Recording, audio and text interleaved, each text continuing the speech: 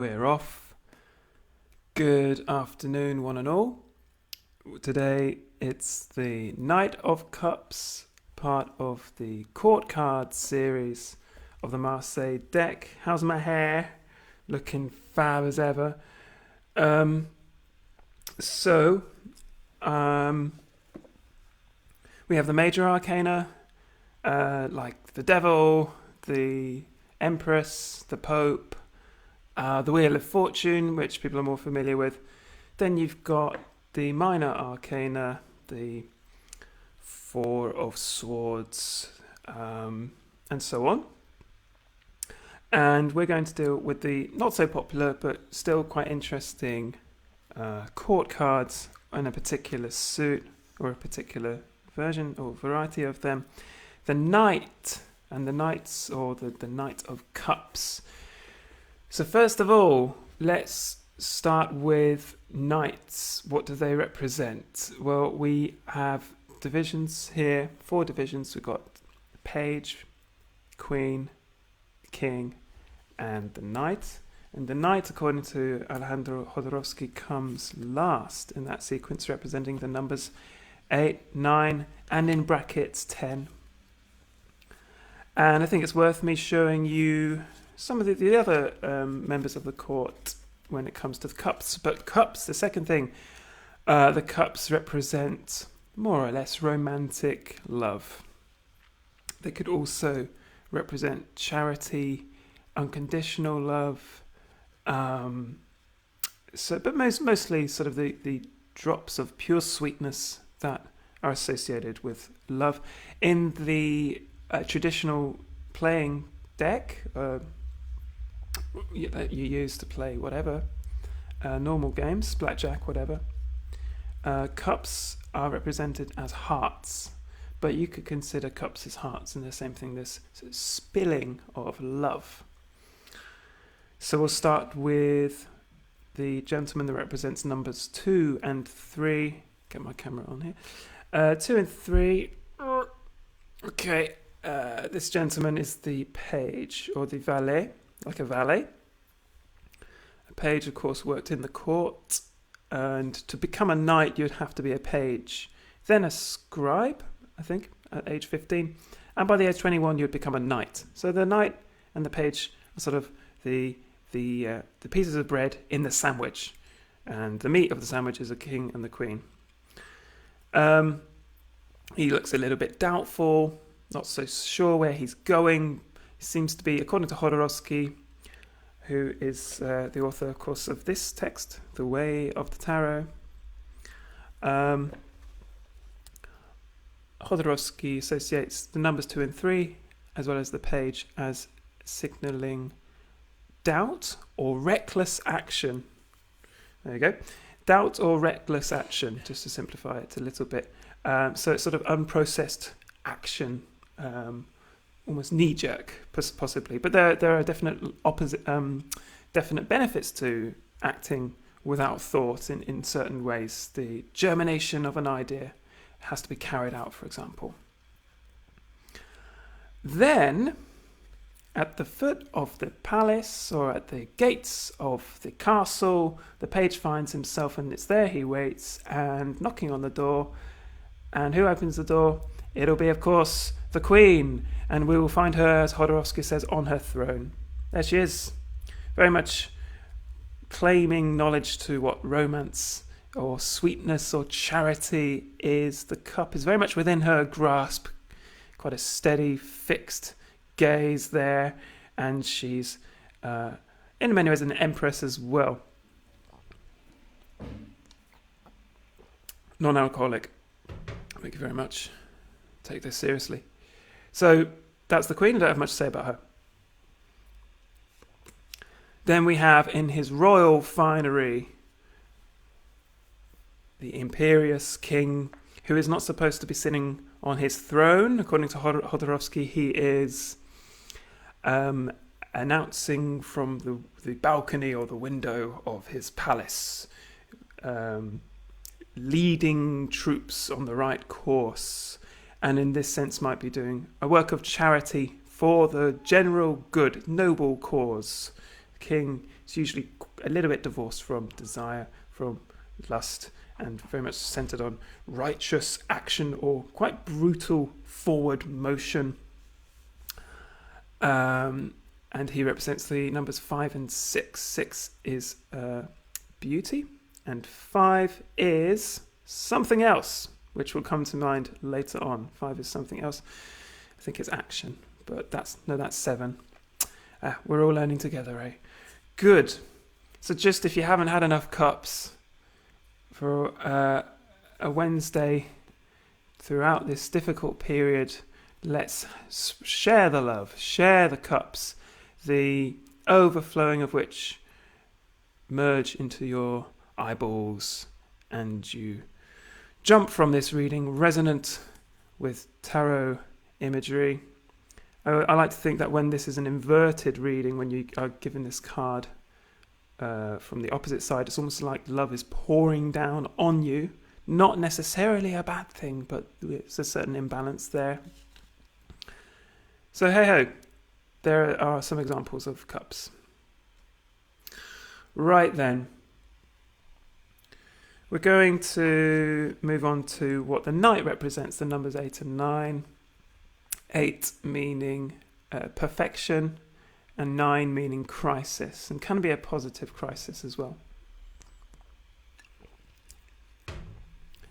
The Piatnik deck, which is a kind of a related deck to the Marseille and early Marseille deck, as far as I'm aware, has these gorgeous bleeding woodcut shapes. The colours are very uneven.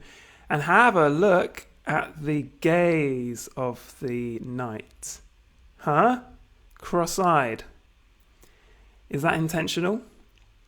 Well, nothing in the tarot appears to be very straight. We're doing lots of bending with ideas of gender for sure in the tarot. And we're also dealing with an art form that I think celebrates crookedness, things that are unaligned, things that are out of sync, so to speak. So not much appears to be very symmetrical apart from the minor arcana. Jodorowsky talks a little bit about Chinese architecture and Taoism, and how in traditional Chinese architecture there are no straight lines. There's always curving waves and bends. So why in Chinese architecture, traditional Chinese architecture, you'll see these in the temples, the Taoist temples across the Chinese-speaking world. Bent lines are there for a reason, or curved lines, because, of course, the devil travels in straight lines. Perhaps this is an idea that the devil and all evil works in brutalistic or brutal, unthinking forward motion. This parasitical energy of evil and the devil is something that has no compromise, something that has to meet its goal as quick as possible, leaving a trail of destruction in its path. Possibly. So that's one idea of why we've got all this disjuncture, all of this unstandardized kinds of lines. And I'll show you again just the eyes of the light there. So, there he is. Off he goes. Notice also the imperfections in this card. Getting used to using this screen here. Notice how the red of the leg sort of bleeds and sort of is limited as well at the same time to the outline. It's all rather rough and ready.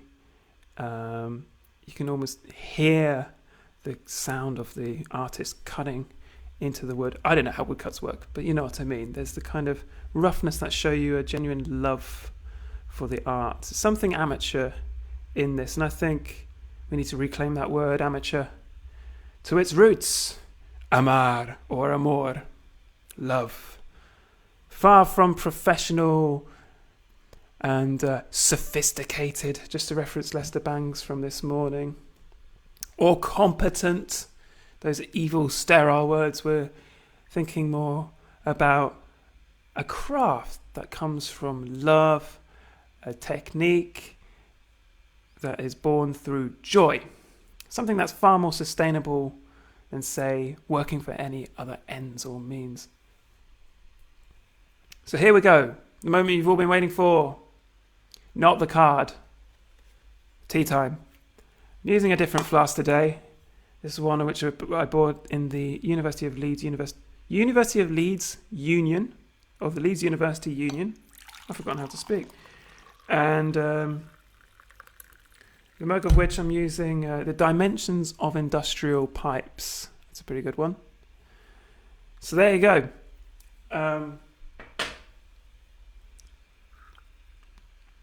It's perfectly acceptable to mix non-alcoholic beer and tea in the tarot. Cavalier de Coups, Knight of Cups. I chose this because I want to celebrate the minor arcana, or really the court cards, I should call them. So this is rather less dazzling than, say, what we had yesterday, the glory and complexity of the moon, with all the busyness. We've just got two figures here, really. We've got a man and his horse. So what is a knight, really, though? What is a knight? Well, the word knight has branches in other familiar words. Cavalier, chivalric. It all comes from cavalo in Portuguese. Horse, always related to the horse. So you shouldn't forget that. The knight does always relate to the page. The knight is sort of like, how do you say, a metamorphosed, if that's the right way of saying that word, a metamorphosed or metamorphized page. So it's like a Pokemon level up of the page.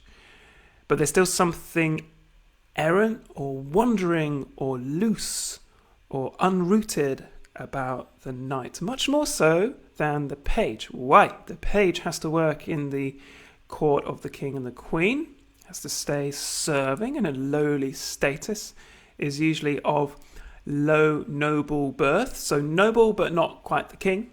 The knight is that, but qualified and higher up the ladder. With these strict hierarchies of medieval statuses, the knight is on a peculiar shelf of medieval European society. He's not quite the hermit, but has many elements of rootlessness. Is not exactly homeless, but has a huge list of codes and honors and rituals that is restricted to knights, and is supposed to, in certain traditions, possibly relate to universal love, the expression of the good news of the Bible, the gospel. The gospel means good news, of course. But notice one very different thing about this card, and it's in the fingers of the knight. Notice how he is holding, not containing or grabbing, the cup. He is offering his sweetness to the person having their cards read, or to the client, or to us, to the reader. So there's an idea of serving, of giving, of servitude. So it relates to ideas of charity, to philanthropy, possibly. Not just to personal ideas of giving your love or offering your love. But there seems to be a certain distance between his love and him. But he has externalized his love. He is detached from it, but he still bears it beneath him. He is the one holding it up. Or is the cup floating? And is the horse floating? That's a really wonderful thing that Jodorowsky brings up. And it's time to start reading. From The Way of the Tarot, the spiritual teacher of the cards, by Alejandro Jodorowsky, your favorite film director. So I'll just start with the section on the knights. So he's got all of them together there. He's got a little introduction to who the knights are, and then two different descriptions of the Knights of Cups. In the numerology of the tarot, the knights are positioned between level 8 and level 9 and are carrying the dynamic of the 10. 10 is the new cycle, 8 is perfection, 9 is crisis, and often positive crisis. The suit each one represents has attained its perfection. To continue growing, it is necessary to enter into the new renewing crisis of the 9, the letting go that will permit the suit to transmute into something else. Like a messenger or prophet, the knight brings into the world this mastered and accepted energy, which is called upon to dissolve in the following element. His leap out of the suit to which he belongs permits the closing of the cycle. The knight is moving. There's nothing static. So although he is supposed to represent 8 and 9 according to Jodorowsky, he also in brackets suggests 10, the new cycle, if we're counting in sets of 10. The danger lying in wait for the knight is remaining in crisis and not allowing himself to be borne away by universal impermanence. He can then represent a blocked state or the potentialities of the new energy that remain unrealized.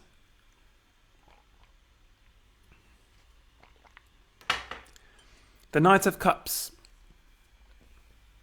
While the Knights of Wands and Swords are riding stallions, I, like the Knights of Pentacles, am mounted on a gentle mare. So the difference between a small horse, mare, and a stallion, a big horse, of the different knights within this suit, or if that's the right word.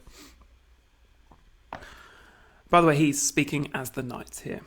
I am not guiding my mount, I have no need to. With open hand, I am pursuing my symbol, the cup.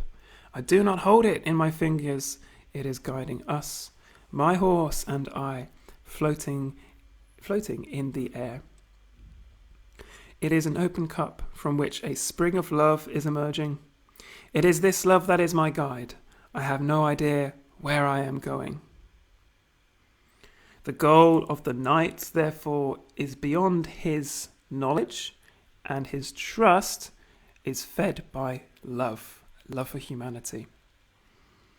I have no idea where I am going. Like the people of the Spirit from St. John's Gospel, we are like the wind, we don't know where it comes from or where it goes, and thus are the people of the Spirit.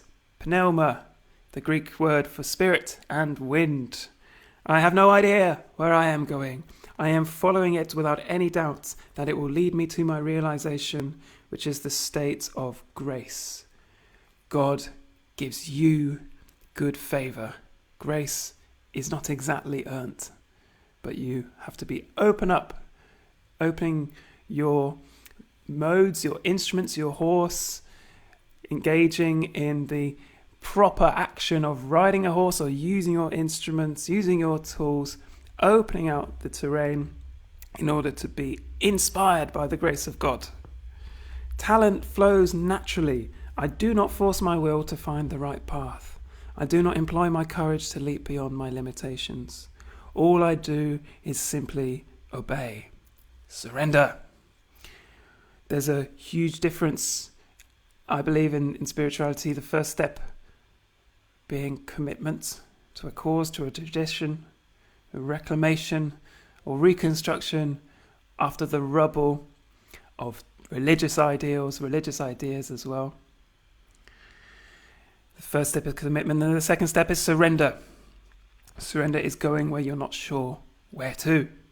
All I do is simply obey, said the knight. Whatever I receive, I give away. The love of the cup is endlessly flowing. Like the woman in the major arcanum, the stars, who appears to be pouring water back into a water source, yet the flow appears to be endless. Love is infinite. The figure 8. Whatever I receive, I give away. My sole desire to realize this endless talent with which I've been invested, is to survive so that I may remain in its service. This is when, while blessing the world, I enter the realm of incarnation, of pentacles, of matter, and needs. Pentacles are the coins. Another part of the tarot, of course. I remain in its service. So he, despite having the livery, how do you say, the costume, I guess, of a knight, he is still someone who serves. He's still a servant. He's still related to the page boy, after all. Marvellous. So we'll skip to a few pages forward. And I think this is the last reading for today. The Knight of Cups. This is in a second section, just restricted to cups itself. On his delicate blue horse, he is following the path indicated to him by the cup floating above his right palm, on our left. The way of love has reached its conclusion. It will now become a concrete force. This could be missionary work, a humanitarian undertaking, a person who comes asking forgiveness and wishes to make right his errors, a good action or sincere love. It could be a saint who puts himself in service to the world, builds a monastery, or becomes a healer. Certain thinkers, mystics, philosophers are addicted to ideas of movement, of constant process, of ideas that movement itself is to be worshipped. This is something strong in the writing of Deleuze and Guattari, and in the anonymous writer of the Meditation of the Tarot, who was in fact Valentin Tomberg. I hope he doesn't mind me saying that, but he's not around to stop me. Or is he?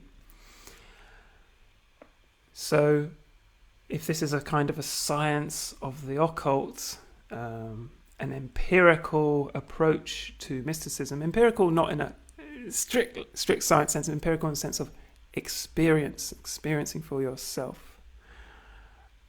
Things have to become decomposed, according to Tomberg. Just as quarks and atoms are in science, things are always decomposed by the process, deconstructed by going deeper into yourself, into your subconscious.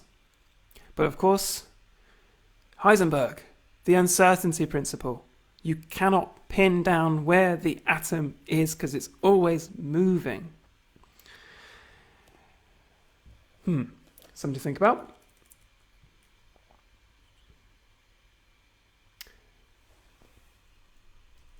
Notice also that the knight doesn't appear. Where's he gone? He's escaped. He's on the move on his spiritual quest. He doesn't have his feet on the ground. You can Google image it.